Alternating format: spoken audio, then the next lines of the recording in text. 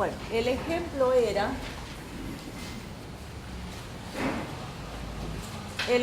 era verificar el teorema de Stokes.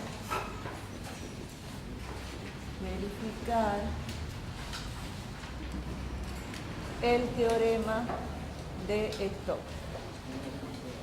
Si el campo A, vuélvanlo a anotar si quieren, aunque lo tienen ahí, ¿no? Si el campo A era X, Z, con el volumen, y el volumen era el conjunto formado por todos los puntos X y Z, tal que X cuadrado más Y cuadrado más Z cuadrado era menor o igual que 4. Pero trabajamos en el primer octante, entonces pusimos X mayor o igual que 0, Y mayor o igual que 0, Z mayor o igual que 0. Y ustedes saben que en el teorema de Stokes la superficie que tiene que estar abierta, ¿sí? Entonces en este caso habíamos dicho abierta en Z igual a 0. Bueno, eso era el ejemplo. Hagamos la gráfica.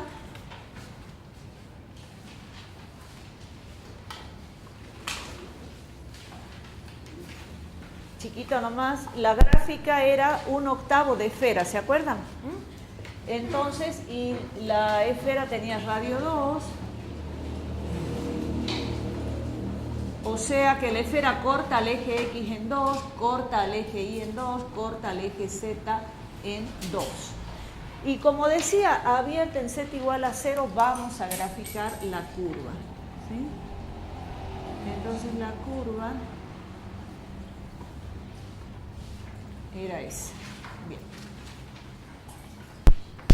Bueno, y habíamos resuelto la primera parte. ¿Qué decía el teorema de Stokes? El teorema de Stokes dice que la integral sobre la curva cerrada, que es la frontera de sigma de A, que es función de X y Z, por diferencial de X, ¿a qué era igual? A la integral de superficie, ¿sí?, del rotor de A por N por diferencial de sigma, ¿sí? ¿Hasta ahí estamos? Bueno, ¿qué hicimos la clase pasada? La clase pasada resolvimos esto, ¿sí? ¿Y cuánto nos había dado? Acá tengo el resultado. Nos había dado en total pi, porque eran 3 superficies. Esta la habíamos resuelto con las 3 superficies. Bueno, estamos repasando porque tuvimos que cortar el ejercicio. A ver, volvamos a anotar. Sigma 1 habíamos llamado, controlen ustedes a ver si coincidimos ahí. Sigma 1 era la esfera, X cuadrado más Y cuadrado, X cuadrado más Y cuadrado más Z cuadrado igual a 4, ¿no? Eso pusimos sigma 1, X cuadrado más Y cuadrado más Z cuadrado igual a 4. ¿Tienen así? ¿No? Sigma 3 está, muy bien. Me van diciendo así coincidimos, acá tengo distinto. Bien, sigma 3 era la esfera. El X igual a 0, ¿qué nombre le habíamos puesto? Sigma 1, muy bien. Sigma 1, X igual a 0. Y esta que era Y igual a 0, seguramente le pusimos sigma 2. ¿Sí? Bien. Entonces esta integral, resolviendo las 3 integrales, nos dio 0. Pi.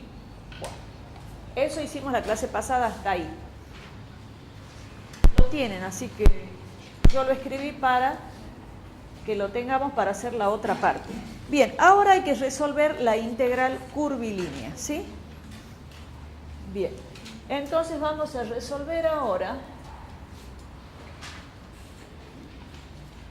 Resolvemos ahora la otra parte, ¿sí? La integral sobre la curva, que es la frontera de sigma del campo A de X por diferencial de X. Bien. Acá ustedes, ¿qué tendrían que hacer? Ustedes tendrían que hacer la integral curvilínea de esta curva, que va a ser la unión de esas 3 curvas, ¿sí? Y parametrizar cada una de ellas. Es decir, vamos anotando eso, ¿sí? A ver, se debería calcular la integral curvilínea, eso que les dije se los hago escribir. Se debería calcular la integral curvilínea sobre la curva cerrada,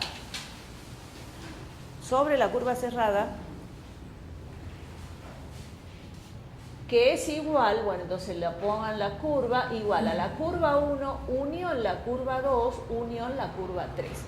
Entonces se debería calcular sobre la curva cerrada, que es unión de esas tres curvas. Bueno, ¿y quiénes son esas tres curvas? Vamos a señalar acá.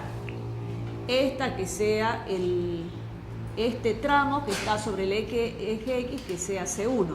Esta parte de la circunferencia que sea C2. Y este pedazo de la curva que está sobre el eje Y que sea C3. Entonces la curva cerrada es la unión de C1, unión C2, unión C3. ¿Sí? Se deben calcular tres integrales curvilíneas. Se deben calcular tres integrales curvilíneas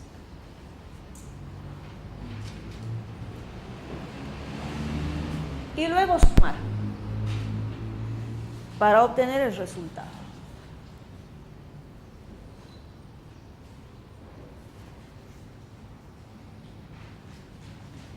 Pero, pongan un punto si quieren, pero como la curva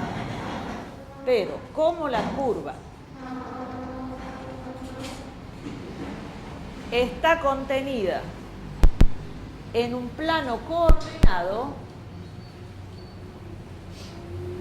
se puede usar el teorema de Green,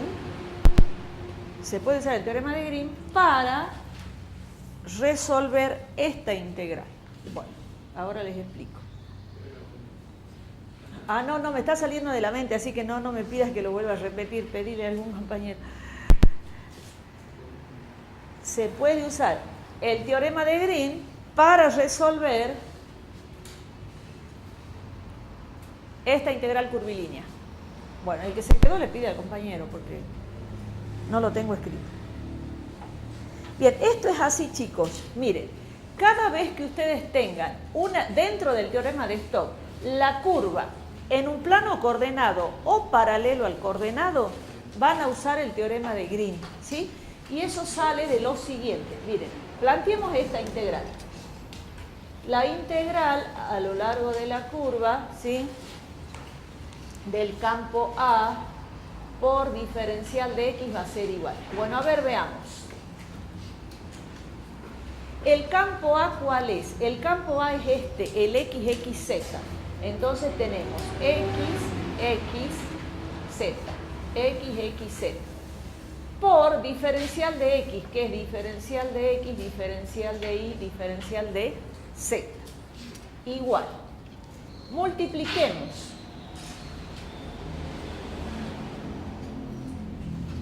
Multipliquemos y fíjense, X por DX, X por diferencial de X, más X por DY, más Z por DZ, más Z por DZ. ¿Sí? Bueno, ahora observen, esta curva está ¿en qué plano? La curva está en el plano Z igual a 0, si observan. Como la curva está en el plano Z igual a 0, entonces diferencial de Z va a ser igual a 0. Si diferencial de Z es igual a 0, este término es el que se me va. ¿Sí? Diferencial de Z es igual a 0. ¿Están de acuerdo hasta ahí? Entonces, si ustedes observan, ¿qué me quedó a mí? Me quedó, sigo acá. ¿Sí? Acá pongamos un asterisco, sigo acá. ¿Sí? Me queda la integral sobre la curva, que es la frontera de Z, de X por diferencial de X más X por diferencial de Y. Entonces yo tengo acá P, tengo Q, tengo una zona plana, entonces puedo usar el teorema de Green. Entonces, este que está acá sería P de XY. Este que está acá sería Q de XY. Y la región de integración es una región plana, Porque ¿cuál va a ser la región de integración? Yo la voy a dibujar en el plano XY. Es un cuarto de circunferencia de radio 2. Es decir, que esta circunferencia tiene ecuación x cuadrado más y al cuadrado igual a 4. Si bien está abierta ya en R3, pero acá nosotros vamos a considerar esta región que sea la región S para nosotros cuando trabajábamos con el teorema de Grimm. ¿Está bien? Bueno, entonces, veamos una cuestión. Esta integral ya es en el plano. Y en el plano nosotros la curva la trabajamos en el sentido antihorario.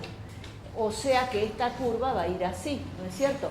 Por lo tanto, yo acá le tengo que poner el sentido a la curva, ¿sí? Entonces, si quieren acá, hagamos una aclaración, una nota, ¿sí? Nota. Aquí le pongo sentido a la curva. ¿Por qué? Porque estoy en el plano ya. En cambio, si ustedes han observado acá, cuando yo estoy trabajando en R3, no le puse la flechita acá. No sé si se han dado cuenta. Acá tampoco le puse la flechita, porque estoy en R3. En cambio, acá ya estoy en R2. Y ahí sí el sentido es el antihorario. Bueno, son detalles. Y bueno, apliquemos teorema de Grimm. Entonces, aplicamos teorema de Grimm. Aplicamos teorema de Grimm. Bueno, la vuelvo a escribir. Entonces tengo acá, la vuelvo a escribir porque ya ocupé ahí, ¿no? Si no, no hace falta. Le ponemos la flechita x por dx más x por dy. ¿Esto a qué va a ser igual? A la integral doble, ¿sí? Sobre S, le llamemos S a esto, ¿sí? Sobre S. D, ¿qué decía Grimm? La derivada de Q respecto de X menos la derivada de P respecto de Y por dx de Y. Eso decía el teorema de Grimm, ¿sí? Bueno, sigo acá. Igual. Entonces tengo la integral doble sobre S. Vamos derivando. La derivada de Q respecto de X. A ver, miremos. ¿Quién es Q? Q es X. La derivada de X respecto de X me va a dar 1. ¿Sí? ¿Está bien 1? No sé qué dijeron por allá. Sí, 1. Menos. Ahora, la derivada de P respecto de Y. La derivada de P respecto de Y va a ser 0, porque X es constante en este momento. 1 menos 0 por dx de Y. ¿Sí? Entonces me queda directamente la integral sobre S de dx de Y. Chicos, que acá no haya quedado, el integrando sea 1 es casualidad, es porque es el ejercicio, ¿no? No necesariamente siempre aquí el integrando va a ser 1. Les puede dar, de acuerdo al ejercicio, una función en xy, ¿sí? Bien, y esta integral es una integral doble que hay que resolverla sobre ese cuarto de circunferencia. Entonces directamente la pasemos a polares, que ya sabemos, ¿sí? Es R diferencial de R por diferencial de phi. Con R variando, esto ya saben bien ustedes, entre 0 y 2 y entre 0 y pi sobre 2 sería, ¿no? Porque es un cuarto. Resolvemos al mismo tiempo todo, porque son constantes, entonces los límites phi entre 0 y pi sobre 2 por, ¿y acá qué sería? R cuadrado sobre 2 entre 0 y 2. ¿Cuánto va a dar esto? A ver, veamos. Va a dar pi sobre 2 y después 4 sobre 2, 2. Simplificamos y queda pi. Por lo tanto, sí verifica el teorema. ¿Sí? Bueno, entonces decimos acá que por lo tanto, sí verifica el teorema. ¿Por qué verifica el teorema? Porque, recuerden, la clase pasada la integral de superficie nos había dado pi y ahora la integral curvilínea nos está dando pi. Entonces, verifica el teorema. ¿Sí? ¿Está bien? Bueno.